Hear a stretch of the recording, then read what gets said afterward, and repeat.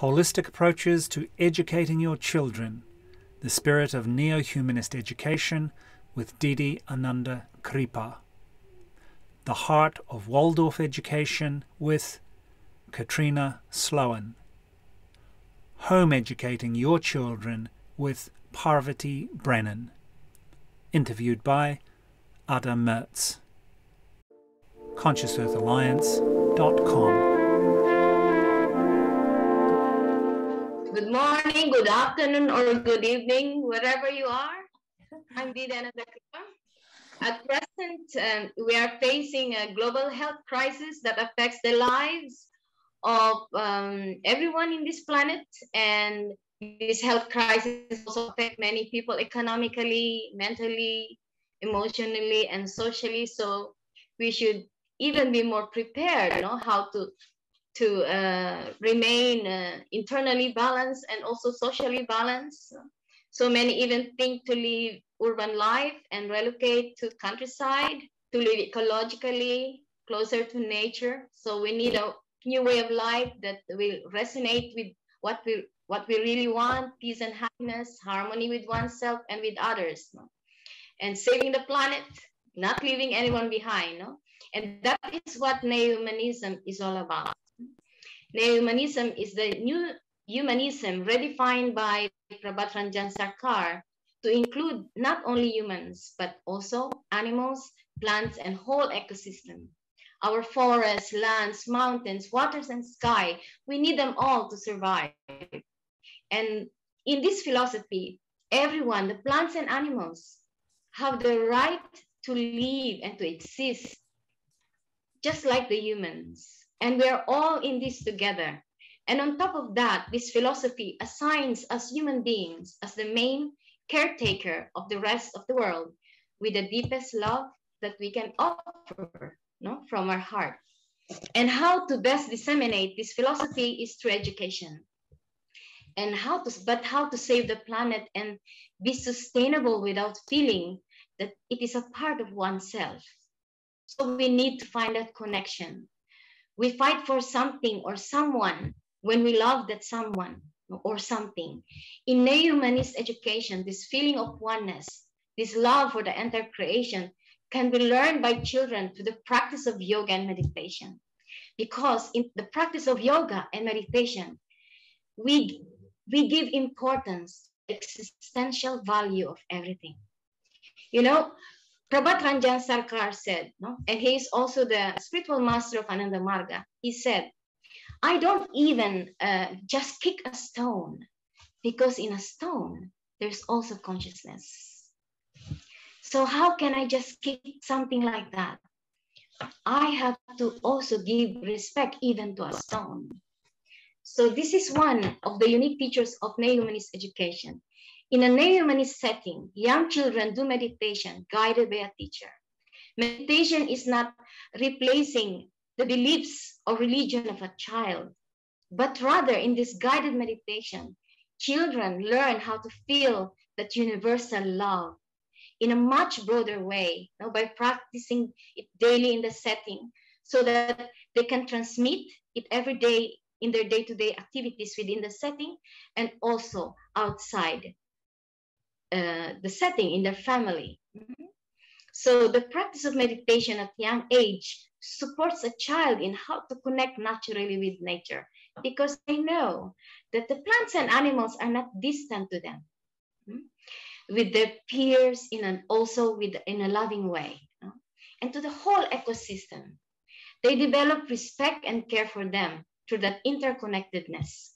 So the practice of meditation even supports children with trauma, because it goes with yoga practices.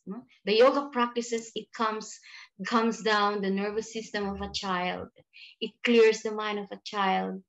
And a teacher who supports the child also has this loving attitude, outlook, universal outlook to a child. So the children are equally treated in a kindergarten. It is a culturally sensitive and very inclusive setting. The practice of yoga through play also helps channelize the energy of the children in a positive way, supporting their physical and mental health, and so also their spiritual growth. They are served with vegetarian and vegan food to keep them healthy. And so by doing that, by eating vegan and vegetarian food in the setting, the children are already trying to save the animals. And you know, children who learn meditation even at the age of 2, when they grow up and even they leave our kindergarten, they don't forget that practice of meditation. So you may ask, how do children learn this respect, coupled with their deep love in such a tender age? They learn this through the practice of jhana and niyama. They are ethical and moral principles included in the curriculum of Neo-humanist education. These ethical guidelines help children how to deal harmoniously with their peers, and through the practices of jhana, and also how to act properly, and guide their own self, so they can find that inner balance and harmony towards their own self, and that is through the practices of the principles of niyama. So jhana and niyama are taught to children in the form of play, stories, dramatization, songs, rhymes, and arts. So children learn the highest values of life, using these elements of teachings. They can learn about their culture through dances, or learn about the country through stories. So their young mind actually naturally craves for fantasies, metaphors, magic, stories, play, music, dance, songs, and rhymes. So their learning should take place during using these elements of teaching.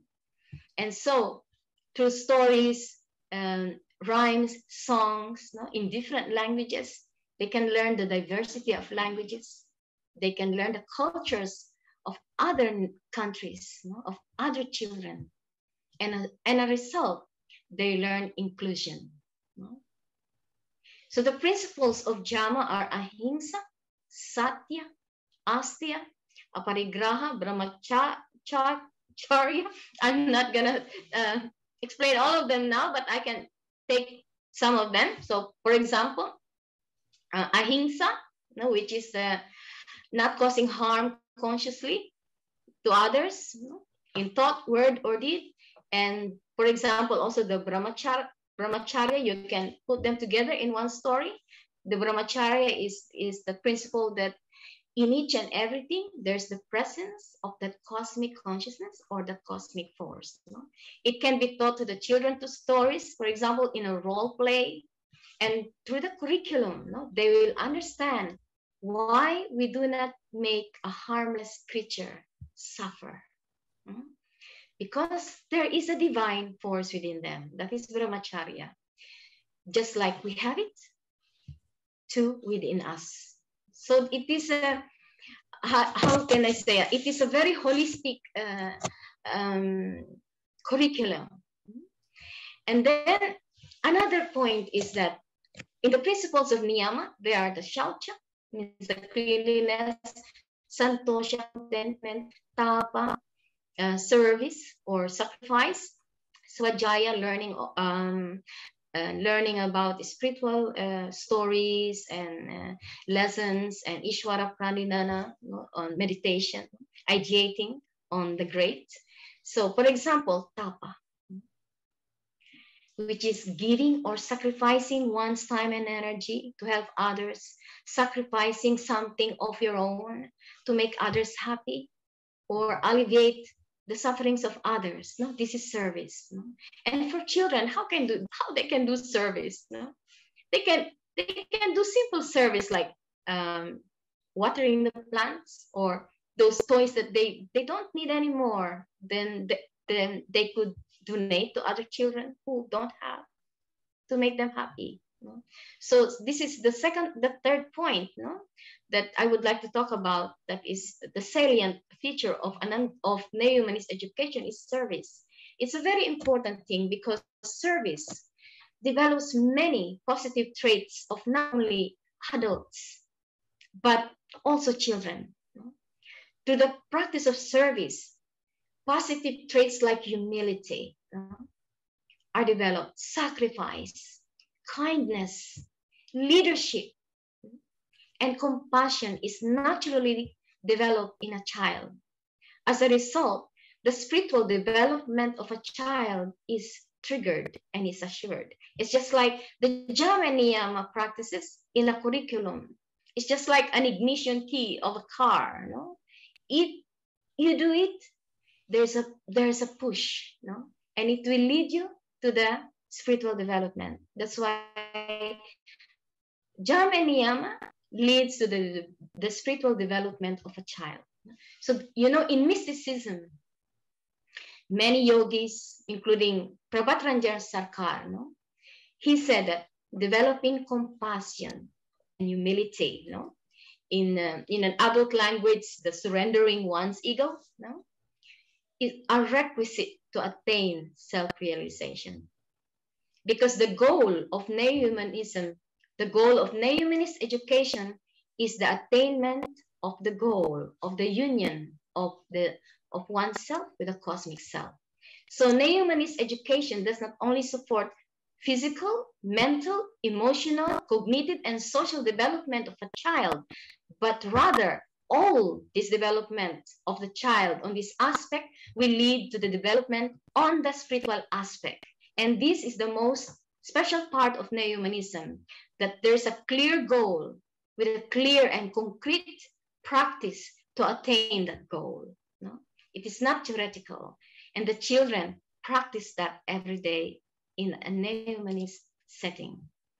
So to have, no, that, to feel that interconnectedness with everything, we can attain this through the practice of meditation and service.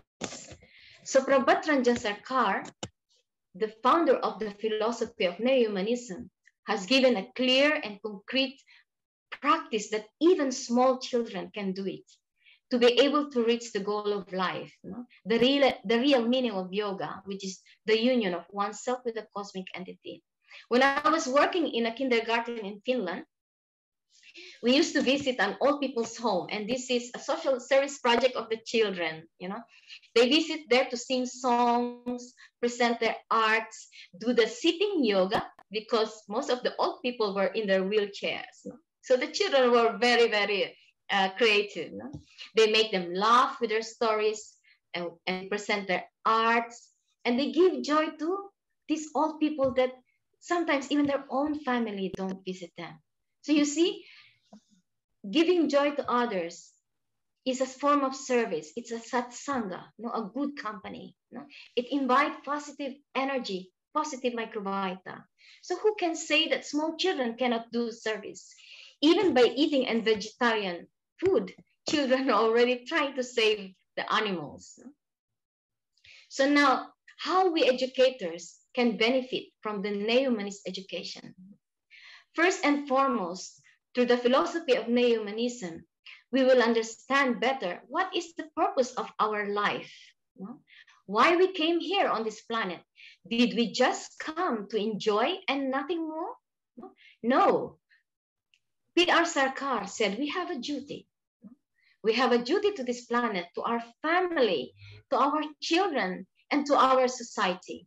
We all have to move together. We are all in this together to create a neo-humanist society, where animals and plants will not fear humans for their cruelty, where we educators and parents will provide our children and the next generations to come a better future. Children, by participating in a neo-humanist education, can bring themselves closer to Mother Nature and find that connection with a deepened sense of feeling that the plants and animals are not distant to them. Neo-humanist educators also can influence authorities and government to formulate a new curriculum that has the values of neo-humanism. I think that even people who don't meditate and practice yoga, they will appreciate it. Many people around the world who fight for the rights of animals and plants, even they don't do yoga, they have this sense of love. So there are families who are thinking to move to the countryside or rural areas. So there is a question of who is going to educate their children. So we need to take into consideration that maybe qualified teachers will not relocate to the rural areas. So there is a need of parents, cooperation, in educating their children. So when I was a kid, I never played in the park. There was no park where I live. So if there's a park, it's in the main center of the hometown. So I play in the forest. I play in the river. I learned how to make a raft, a bamboo raft, where we can sail. Me and my brothers can sail. And I learned how to pick orchid plants and replant it in the balcony. I learned the natural habitat of those plants and make them thrive in my balcony if I plant them. So why I'm telling you this is because I would like to say that there are many things that children can learn naturally by being close to nature, by being in the countryside. Even one's own backyard can be transformed into external playroom of the children where they can have sun play and water play. If one has a place like a tree, one can set up a swing or canopy-like stuff and create a library room for storytelling to children in an open air. They can have their pets there to play with. They can do gardening in the open space, and they can take care of their own crops, not only eat them, but take care and love them. And if there's a nearby creek, children can have their water play in the most natural environment. And then, and inside the house, also parents can observe the favorite corners of the children and observe what interests them, what makes them curious. Transform that space according to the interests of the children.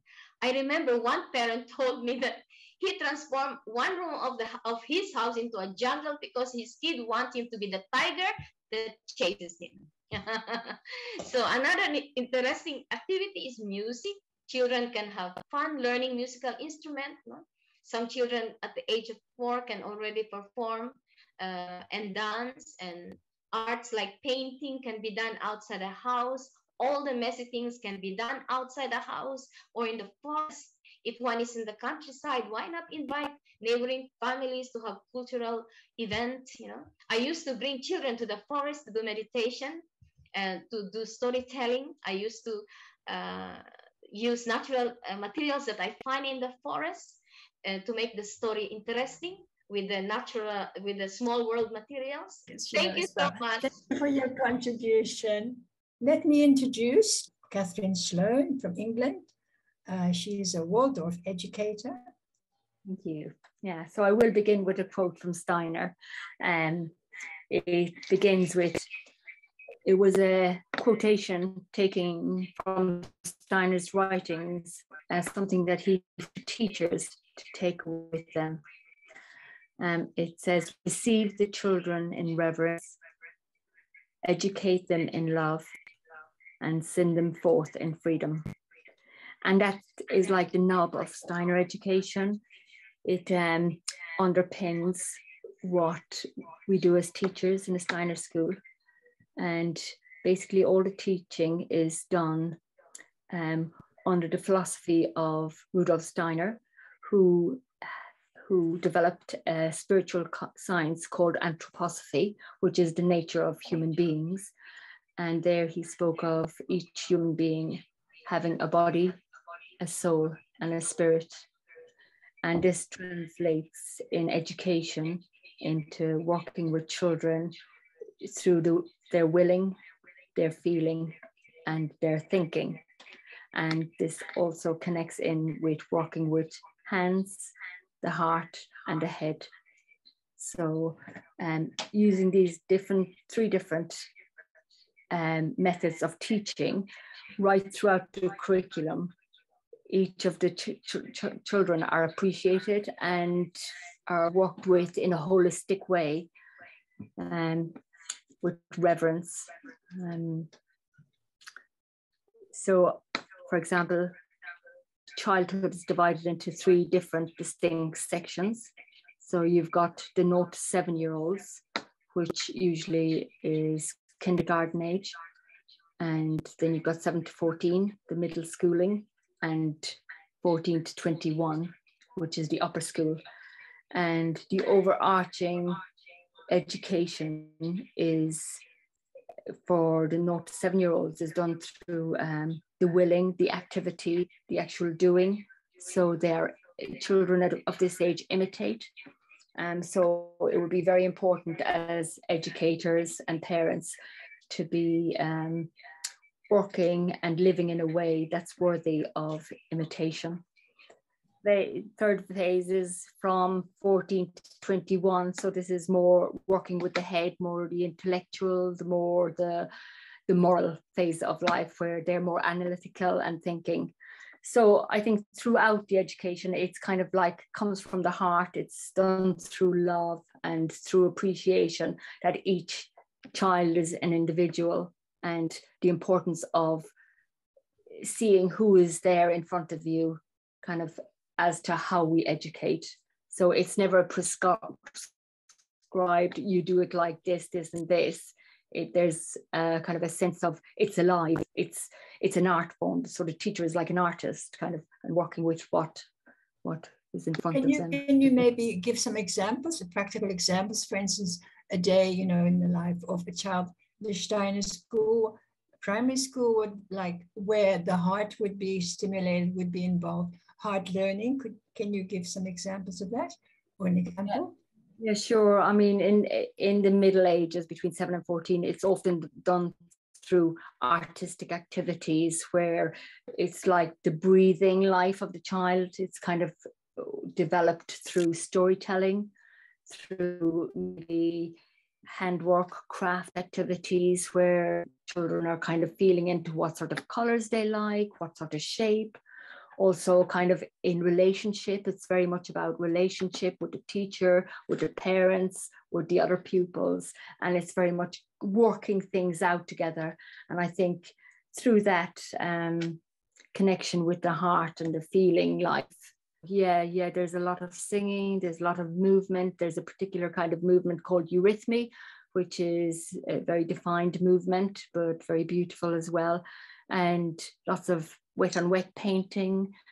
There's so many different aspects. But in their books, and if they're even doing maths or some more kind of heady sort of subjects like thinking, they'll often bring in that quality of beauty into their work as well. So each of their books will be done with care, with reverence, and they might put a beautiful border around, and then put their maths work or number work within that. So I think it's kind of in each stage, the use of, the feeling realm is very important, and also the thinking and the actual making and doing of it. And so within the cycle of the year, a lot of Steiner's work kind of works with the cyclical cycle. So maybe in springtime, they plant seeds and they grow things, and in the autumn they harvest and they have festivals. And so the year is kind of marked with these different timings. And within a community, I think this is very important and very easy to access, when you're working outside in nature so much, that there will be a very kind of heartfelt connection with the elements, the air, the fire, the water, the earth. And it's a very purposeful real life experience for them. Sure. Yeah. There's a lot of reverence for nature in Stein education, in Waldorf education, a lot of reverence being cultivated within the child for the natural world.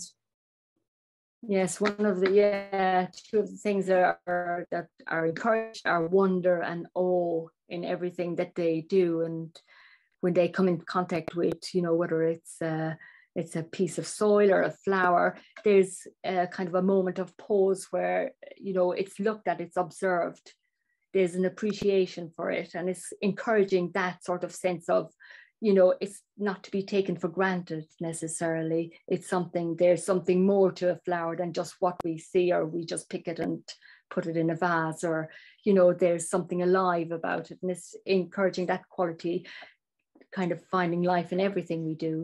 What about the rhythm of things, the rhythm of nature? There's a resonance going on there.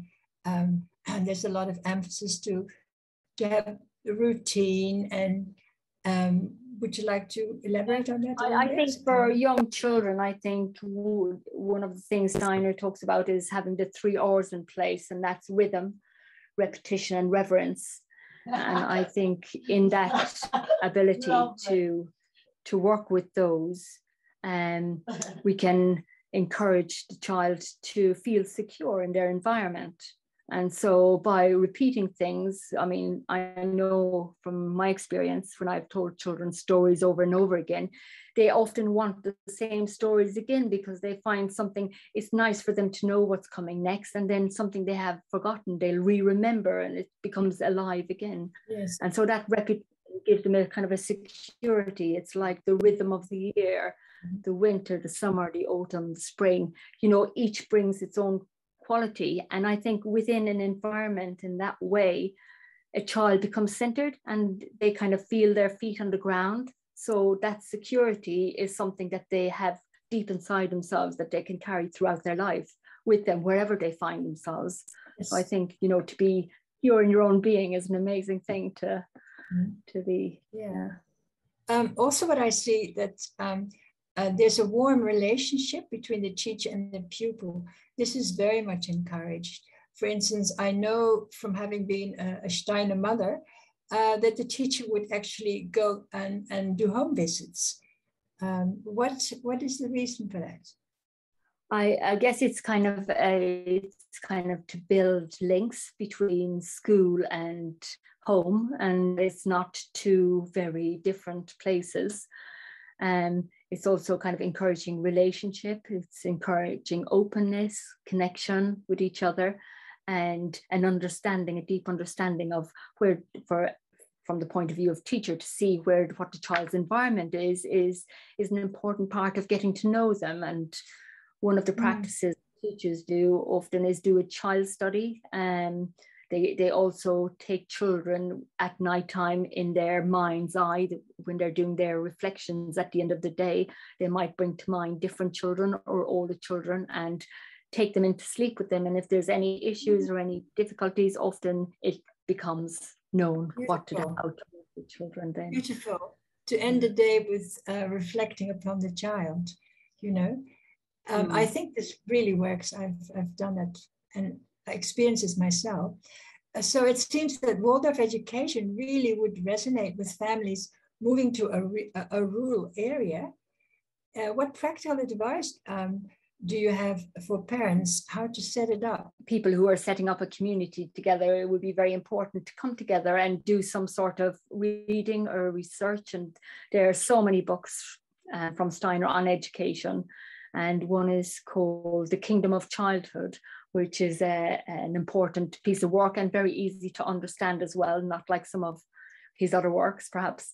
And to come together and explore and have a look and question things. And I think it's a way forward. And also, you know, seeing what lives in the land, what will make it viable, and how they can use the land and outdoors classrooms in a way that everybody in the community can become a teacher, and everybody has value and something to offer.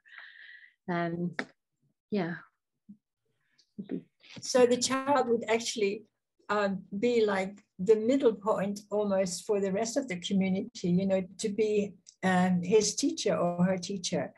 It would be very, very fulfilling for the child. And it's a way of, how do you say it? It creates, when grown-ups are involved that you're working with on the land or doing activities on the land, when you have a community of adults, of elders, as it were, all with the different personalities, the different ways of looking at life and sharing their experience, it seems so enriching for the child. And it's also, I think it would create it would definitely, the social emotional intelligence of the child would be very much enriched. Would you agree with me? Absolutely, totally. You know, I think it would be an amazing environment for a child to grow up and to be open to those experiences as well. But notwithstanding that, we all carry with us an inner child that we carry around with us that might not have come from the most ideal upbringing that we've had. So I think even within that kind of environment of kind of, it's almost like we might, or the people in the community might also kind of take their inner child with them and feed their inner child to give back a little bit and grow themselves as well. I know that you have a beautiful quote to end your session. Yes, I do. Yeah, and I think with the inner child for everybody, for all of us children here on earth to live by. So, yeah, it goes. If a child has been able in his play to give up his whole loving being to the world around him, he will be able, in the serious tasks of later life, to devote himself with confidence and power to the service of the world. Thank you, Katrina. Beautiful. Also remembering that we need fun and humor as well within. As well as sharing her own valuable experiences on homeschooling, this is what she's going to be doing. Welcome, Parvati. Namaskar, everybody, and thank you for the invite. It's lovely. Education describes the process of learning and the acquisition of knowledge. Mystical, in essence, this internal calling must be supported by curiosity and external practices. Montessori's description of her students as spiritual embryos clearly states her educational perspective. The neo-humanist system, the layers of the mind, builds on this and encourages us to work with the more subtle aspects as well. We're all questing souls with the highest hopes, not empty vessels waiting to be filled. It's malleable, this education thing. It comes in all shapes and sizes and can be delivered anywhere. The tech revolution has made that possible. Educational choices have also multiplied, making systems of learning much more easily available. You are making an inspired choice, though, to home ed. You'll grow free-range children. You're saying no to constant surveillance, constant monitoring of students and results, radiation poisoning, dodgy ideas, and even dodgier nutrition. You're now involved at a roots level in the educational discourse. You should decide what's the purpose and what's achievable. You're saying yes to detoxing the mainstream, yes to engagement, yes to self-directed activity, and yes to enjoyment. The conscious curriculum you decide on can be challenging to the old ideas and stories that have held things together for so long. The micromanaging of times and lives cannot occur. And that means that people and events are allowed to unfold at their own pace, rather than the pace imposed on us by materialism and modernism. Make provision for the projects that interest your child, your children, and yourself.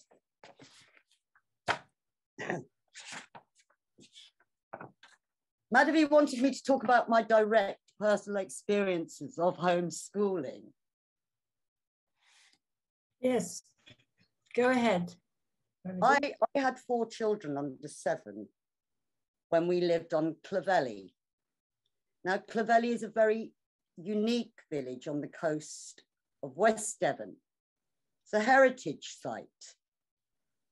Its cobbled streets do not allow cars, and deliveries are still made by the donkeys, who were stabled right behind our house, which was an old Coast Guard's cottage away from the main drag.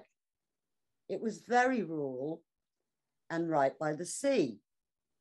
A dear friend of mine, an off-grid smallholder, had 3 children of the same age as mine, and said, "You're obviously not going to send them to school."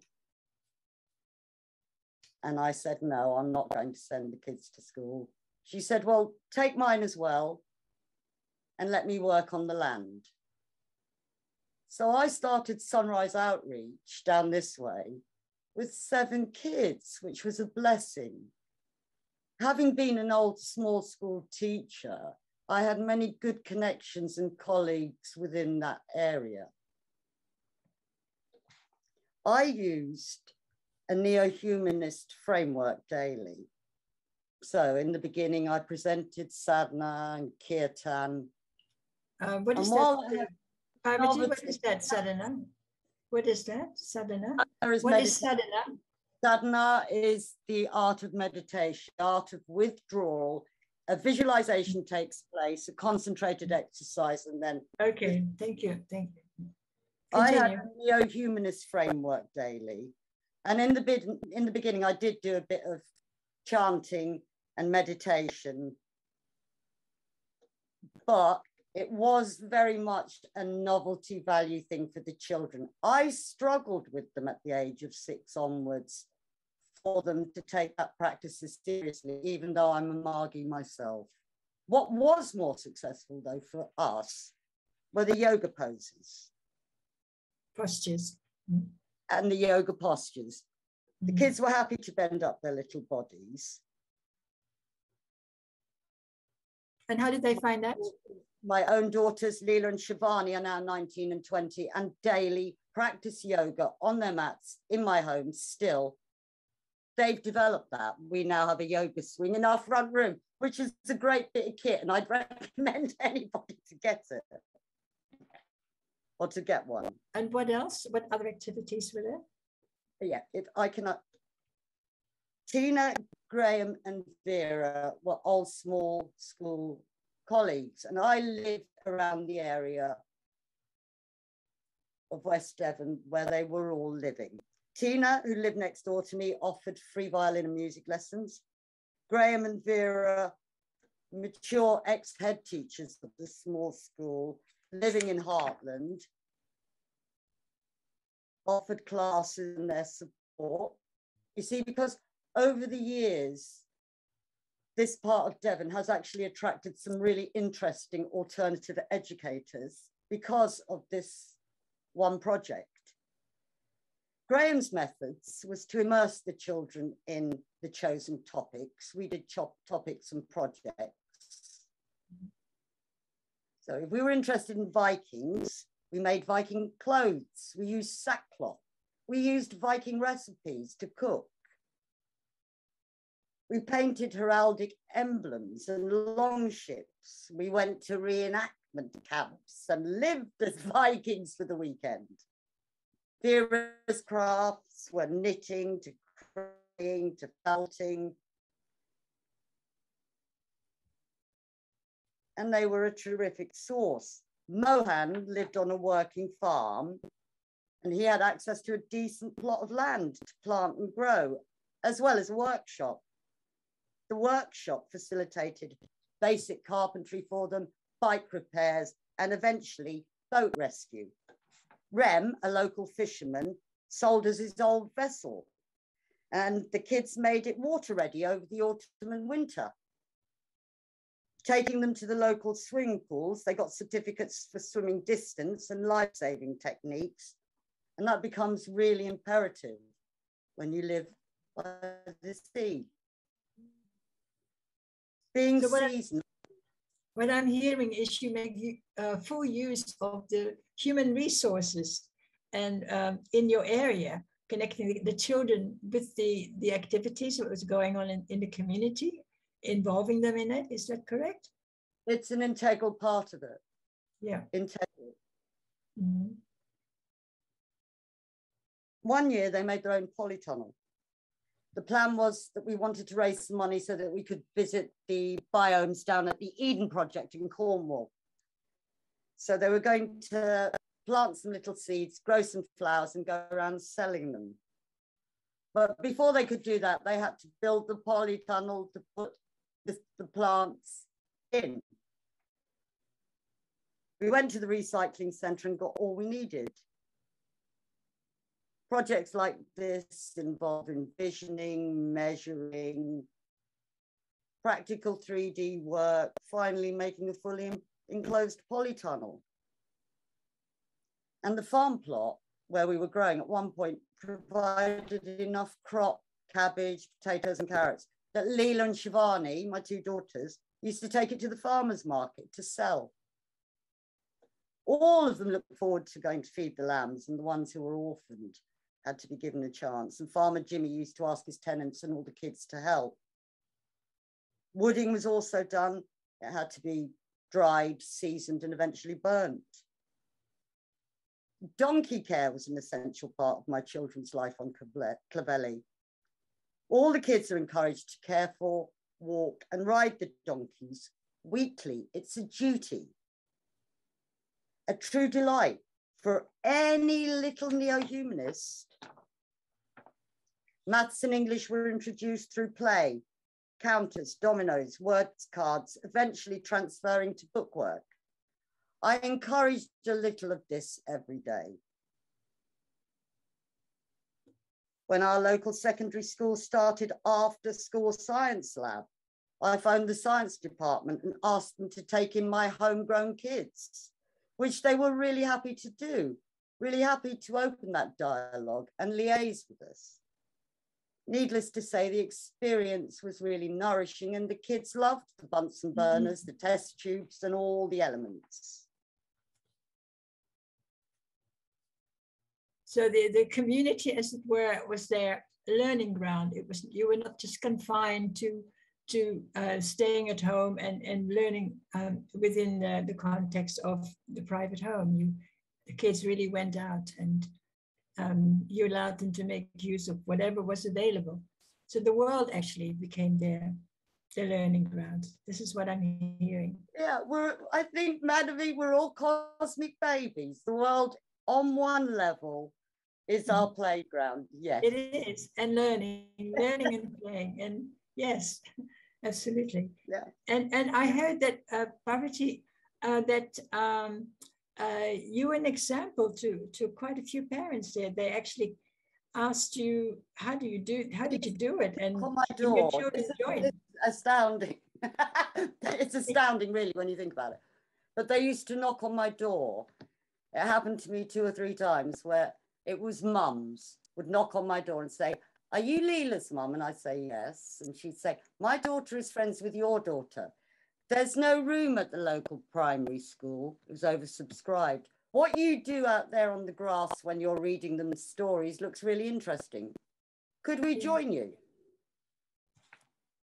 My kids had a TV at their dad's, and Leela was 11 when she got her first BlackBerry, which she couldn't use. Film nights were locally sourced in the village because the nearest cinema was maybe 30, 40 miles away.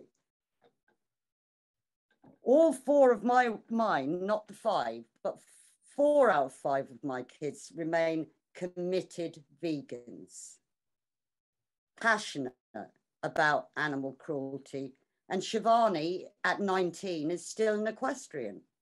Mm-hmm. I encourage them to try new challenges and practice, practice, practice. I'd read a story every day, think along the lines of Michael Morpurgo or Stig of the Dump, real favourites.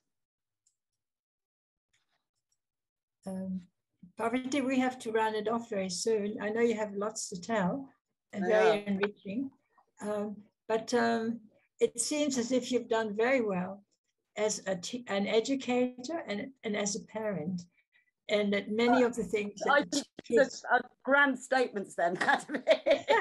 You don't agree with me. I would have wanted to be one of your children, I think.